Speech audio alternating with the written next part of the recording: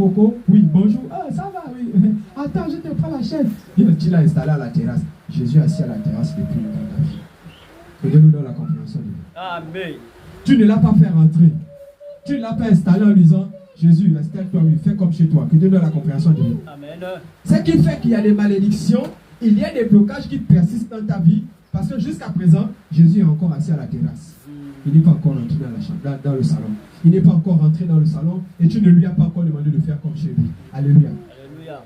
Lorsque tu vas inviter Jésus à rentrer véritablement dans ta vie et qu'il fasse comme chez lui, il va mettre chaque chose en sa place.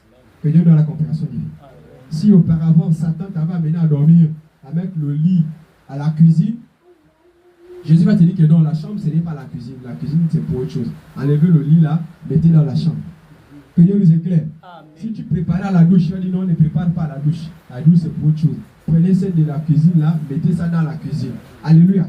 Il mettra chaque chose en sa place dans ta vie. Tu vas remarquer que de fois tu travailles. Mais tout ce que tu reçois au lieu où tu travailles, tu n'arrives à rien produire avec ça. Alléluia. Alléluia. Parce que quelque part, tu n'es pas à la place où Dieu veut que tu sois. Dieu nous donne la compréhension de Dieu. Du coup, à cet endroit-là, tu es sur un sol aride, un sol stérile pour toi. Que Dieu nous donne la compréhension de Dieu. Il faut que tu quittes le lieu. Il faudrait que tu te déplaces, mais que tu ailles selon l'orientation de Dieu, afin que l'esprit de prospérité prenne possession de toi. Que Dieu nous donne la compréhension de Dieu. Oui. Vous êtes manifestement une lettre écrite. Vous êtes manifestement une lettre écrite, une démonstration de la gloire de Jésus. Oui. Par notre ministère. Par le ministère de Christ. Non avec de l'encre. Non avec de l'encre. Mais avec l'Esprit de Dieu vivant. Mais avec l'Esprit de Dieu vivant. Alléluia. Alléluia.